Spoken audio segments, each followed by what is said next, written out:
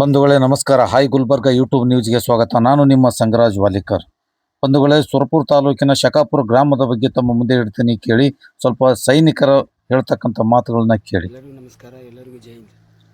ಏನಪ್ಪ ವಿಚಾರ ಅಂದರೆ, ನನ್ನ ಹೆಸರು ಶಿವಕುಮಾರ್ ಅಂತ. ನನ್ನ ಡಿಸ್ಟಿಕ್ ಬಂದು ಯಾದಗಿರಿಯಲ್ಲಿ ಸುರಪುರ ತಾಲೂಕು ಶಕಾಪುರ ಎಂಬ ಗ್ರಾಮದಲ್ಲಿ. ಏನಪ್ಪ ವಿಚಾರ, ಇದೇ ಸೈನಿಕರು ಈ ಘಟನೆಯ ಬಗ್ಗೆನೇ ಹೇಳಿರೋದು. ಅವರ ಕುಟುಂಬದವರ ಮೇಲೆ ಹಲ್ಲೆ ಆಗ್ತದೆ, ಒಬ್ಬ ಸೈನಿಕನ ಕುಟುಂಬದವರ ಮೇಲೆ ಹಲ್ಲೆ ಆಗ್ತದೆ. ಅದು ಸಮಾಧಿ ಮತ್ತು ಅಥವಾ ಕುಣಿ ಹೊಡೆಯೋದಕ್ಕೋಸ್ಕರವಾಗಿ.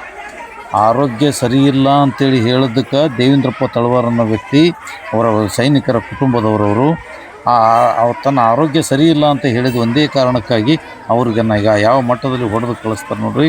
ಹೊಡಿತಕ್ಕಂಥದ್ದು ಪರಿಸ್ಥಿತಿ ಇಲ್ಲಿ ತೋರಿಸ್ಲಕತ್ತಾರ. ಈಗ ಈ ಹೆಣ್ಮಗಳ ಮೇಲೂ, ಅವ್ರ ಕುಟುಂಬದ ಹೆಣ್ಮಗಳ ಮೇಲೂ ಹಲ್ಲೆ ಆಗ್ತದೆ. ಇದನ್ನು ಕೇಳಿಕೊಂಡು ಅಲ್ಲಿ ಬಹಿಷ್ಕಾರ ಆಗ್ತದೆ. ಅವರಿಗೆ ಯಾಕೆ ಬಹಿಷ್ಕಾರ ಆಯಿತು ಏನು ಅಂತ ಅಲ್ಲಿ ಹನುಮಂತ ತೆಳಸಂಗಿ ಅವರು ತಿಳ್ಕೊಂಡು ಆ ಗ್ರಾಮಕ್ಕೆ ಹೋಗ್ತಾರೆ. ಈ ಹೊಲೆಯ ಮಾದಿಗರಂದ್ರೆ ಇವರಿಗೆ ಹೊಡಿಬೇಕು ಬಡಿಬೇಕು ಅಂತ ಹೇಳ್ತಕ್ಕಂಥವ್ರು ಬೇರೆ ಯಾರೂ ಅಲ್ಲ, ಅಲ್ಲಿಯ ವಾಲ್ಮೀಕಿ ಅಂದರೆ ಬೇಡ ಸಮುದಾಯದವರೇ ಈ ಕೆಲಸ ಮಾಡ್ಲಕತ್ತಾರ ಅನ್ನೋದನ್ನು ಅವ್ರ ಗಮನಕ್ಕೆ ಬರ್ತದೆ. ನೇರವಾಗಿ ಆ ಗ್ರಾಮಕ್ಕೆ ಹೋಗ್ತಾರೆ. ಈ ಘಟನೆಗಿಂತ ಮುಂಚೆ ಹಲವಾರು ಬಾರಿ ಆ ಗ್ರಾಮದೊಳಗಾಗ್ಯಾವ. ಅದೇ ದೊಡ್ಡ ಮನೆ ಕುಟುಂಬದ ಯುವಕ ರಾಜು ಅನ್ನೋ ವ್ಯಕ್ತಿ ಮೇಲೂ ಹಲ್ಲೆಯಾಗಿತ್ತು. ಇದೇ ವ್ಯಕ್ತಿಗಳಿಂದನೇ ಹಲ್ಲೆಯಾಗಿತ್ತು. ಅದು ಕಾಲು ಮುರಿದಿದ್ರವಾಗ ಅದು ಹೇಗೋ ಮಾಡಿ ಗ್ರಾಮಸ್ಥರೆಲ್ಲ ಸೇರಿಕೊಂಡು ಅದು ಕಾಂಪ್ರಮೈಸ್ ಮಾಡಿ ಮುಚ್ಚಾಕಿದ್ರು. ಅದನ್ನು ಕೋರ್ಟ್ನಲ್ಲಿ ಕಾಂಪ್ರಮೈಸ್ ಮಾಡಿದ್ರು ಅಂತ ಮಾತುಗಳಿವೆ. ಅದು ಏನೇ ಇದ್ದರೂ ಇಲ್ಲಿ ಘಟನೆ ಆಗ್ಲಿಕ್ಕೆ ಕಾರಣ ಏನು, ಬಹಿಷ್ಕಾರ ಯಾಕಾಯಿತು, ಬಹಿಷ್ಕಾರ ಆಗ್ಲಿಕ್ಕೆ ಕಾರಣ ಏನು ಅಂದ್ರೆ ಒಂದೇ ಒಂದು ಕಾರಣದ. ಅಲ್ಲಿ ಹನುಮಂತಿ ಅನ್ನೋ ವಾಲ್ಮೀಕಿ ಬೇಡ ಸಮುದಾಯದ ಯುವತಿ ಅಲ್ಲಿ ಸತ್ತಿದ್ದಳು. ಯಾವ ರೀತಿ ಸತ್ತಿದ್ದಳು ಅಂದ್ರೆ ನೇಣು ಹಾಕೊಂಡು ಸತ್ತಿದ್ದಳು ಅಥವಾ ಕೊಲೆಯಾಗಿ ಸತ್ತಿದ್ದಳು ಅನ್ನೋದು ಮಾತ್ರ ಯಾರಿಗೂ ಗೊತ್ತಿರಲಿಲ್ಲ. ಅದು ಅಡಾದುಡಿಯೊಳಗೆ ಅದು ಮಣ್ಣು ಮಾಡಬೇಕಾಗಿತ್ತು, ಅದು ಅಡಾದುಡಿಯೊಳಗೆ ಮುಚ್ಚಿ ಹಾಕಬೇಕಾಗಿತ್ತು ಅನ್ನೋ ಕಾರಣಕ್ಕಾಗಿ ಈ ವ್ಯಕ್ತಿ ದೇವೇಂದ್ರಪ್ಪ ತಳವಾರ್ನನ್ನು ಕೇಳ್ತಾರೆ. ಅವರು ಹೋಗದೇ ಇದ್ದ ಕಾರಣಕ್ಕಾಗಿ, ಅವನಿಗೆ ಆರೋಗ್ಯ ಸರಿ ಇಲ್ಲ ಅನ್ನೋ ಕಾರಣಕ್ಕಾಗಿ ಬೇರೆಯವರು ಅದೇ ತಳವಾರ ಸಮುದಾಯದವರು ಹೋಗಿ ಅದನ್ನು ಕುಣಿ ಹೊಡೆದು ಕೊಡ್ತಾರೆ. ಆ ಸಾವನ್ನು ಮುಚ್ಚಿಡೋ ಸಲುವಾಗಿ ಅವತ್ತು ಹೇಗೋ ಮಣ್ಣು ಮಾಡ್ತಾರೆ.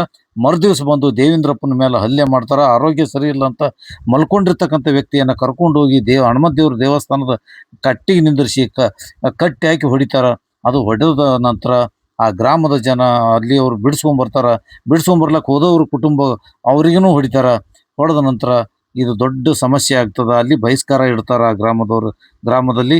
ಅದು ಈ ದಲಿತರ ಮೇಲೆ ಬಹಿಷ್ಕಾರ ಅಂತ ಕೇಳಿದ ನಂತರ ಹನುಮಂತ ತೆಳಸಂಗಿ ಅವರು ಆ ಗ್ರಾಮಕ್ಕೆ ಹೋಗ್ತಾರೆ. ದಲಿತ ಸೇನೆಯವರು ಆ ಗ್ರಾಮದ ಜನರ ಜೊತೆ ಚರ್ಚೆ ಮಾಡ್ತಾರೆ, ದಲಿತರ ಜೊತೆ ಚರ್ಚೆ ಮಾಡ್ತಾರೆ. ಚರ್ಚೆ ಮಾಡಿದ ನಂತರ ಅಧಿಕಾರಿಗಳನ್ನು ಕರೆಸಿ ಅಧಿಕಾರಿಗಳ ಜೊತೆ ಚರ್ಚೆ ಮಾಡ್ತಾರೆ ನೋಡಿ.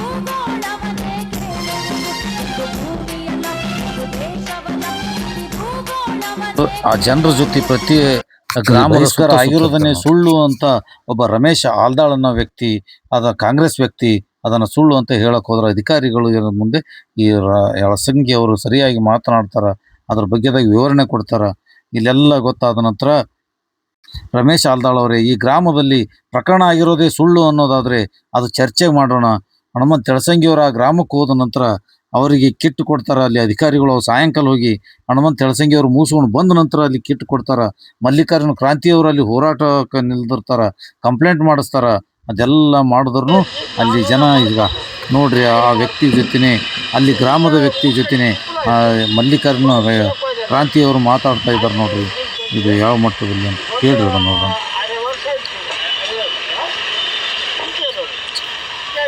ರಮೇಶ್ ಆಲ್ದಾಳ್ ಅವರೇ, ಈ ವಯಸ್ಸಾದ ಮುದುಕ ತಳವಾರನ್ನ ಮುದುಕ ನೀವು ಹೇಳ್ತಾ ಇರೋದು ಸುಳ್ಳನಾ? ಸ್ವಲ್ಪ ನೀವು ಒಂದು ಜರ ಸೋಷಿಯಲಾಗಿ ಓಡಾಡ್ತೀರಿ ರಮೇಶ್ ಆಲ್ದಾಳ್, ನೀವು ಅರ್ಥ ಮಾಡ್ಕೋಬೇಕು ಇವ್ರ ಬಗ್ಗೆದಾಗ, ಈ ಜನರ ಬಗ್ಗೆದಾಗ ಅರ್ಥ ಮಾಡ್ಕೊ. ನೀನು ನಿಮ್ಮ ತಾಲೂಕದಾಗ ಎಲ್ಲ ಗೊತ್ತಿದೆ ರಮೇಶ್, ನೀವು ಅರ್ಥ ಮಾಡ್ಕೊಂಡು ಮಾತಾಡ್ಬೋದಾಗಿತ್ತು. ಇದೇ ಸುರಪುರ ತಾಲೂಕಿನಲ್ಲಿ ಅನೇಕ ಬಾರಿ ಹನುಮಂತ ತೆಳಸಂಗಿ ಘಟನೆಯ ಬಗ್ಗೆ ಹನುಮಂತ ತೆಳಸಂಗಿ ಅವರು ಅಧಿಕಾರಿಗಳ ಜೊತೆ ಚರ್ಚೆ ಮಾಡ್ಲಕತ್ತಾರ ನೋಡ್ರಿ. ಅದು ಅಧಿಕಾರಿಗಳು ಯಾವ ರೀತಿಯಾಗಿ ಕೇಳ್ತಾರೆ ಅವ್ರ ಮಾತನ್ನ, ಮತ್ತು ಅವ್ರು ಹೆಂಗೆ ರೀತಿಯಾಗಿ ಆಲಿಸ್ತಾ ಇದ್ದಾರೆ ನೋಡ್ರಿ ಅವ್ರ ಬಗ್ಗೆದಾಗ. ಈ ಕ್ಷೇತ್ರದ ಶಾಸಕರು ಇವ್ರ ಮತಗಳನ್ನು ಯಾವ ರೀತಿಯಾಗಿ ಕೇಳ್ಕೋತಾರ, ಯಾವ ರೀತಿಯಾಗಿ ಇವರನ್ನು ಬಳಸ್ಕೋತಾರ ಅನ್ನೋದ್ರ ಬಗ್ಗೆದಾಗ ವಿವರವಾಗಿ ಹೇಳಕತ್ತಾರ ಹನುಮಂತ ತೆಳಸಂಗಿ ಅವರು. ಅದು ಅರ್ಥ ಮಾಡ್ಕೊಡ್ರಿ ನೋಡ್ರಿ.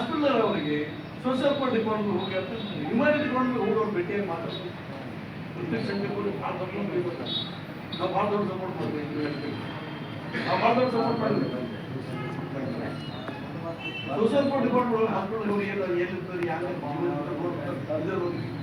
ತಾಲೂಕು ಅಧ್ಯಕ್ಷರು ತಾವು ಯಾರು ದಂಡಾಧಿಕಾರಿಗೆ ತಾಲೂಕಿನ ಅದೇನು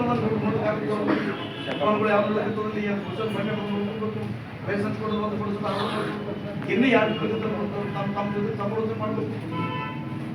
ಸುರ್ಪುರ್ ತಾಲೂಕಿನಲ್ಲಿ ಅನೇಕ ಬಾರಿ ಇಂಥ ಘಟನೆಗಳಾಗಿವೆ. ಅಮ್ಮಾಪುರ ಘಟನೆಯಲ್ಲಿ ಇದೇ ವಿಠ್ಠಲ್ ಯಾದವರ ಹೆಸರು ಕೇಳಿ ಬಂದಿತ್ತು. ಆಗ ವೆಂಕಟಪ್ಪ ನಾಯಕರವ್ರ ರಕ್ಷಣೆಗೆ ನಿಂತಿದ್ರು. ಈಗ ವೇಣುಗೋಪಾಲ್ ನಾಯಕ್ ರಕ್ಷಣೆಗೆ ನಿಲ್ತಾರ ಅನ್ನೋದು ಎಲ್ಲರಿಗೂ ಗಮನ ಅಲ್ಲೇ ಇದೆ.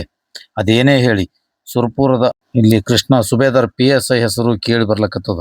ಈಗ ರಾಜು ಗೌಡ ಮಾತ್ರ ಯಾಕೆ ಸುಮ್ಮನೆ ಕೂತಾರ ಅನ್ನೋದು ಮಾತ್ರ ಗೊತ್ತಾಗ್ತಾ ಇಲ್ಲ.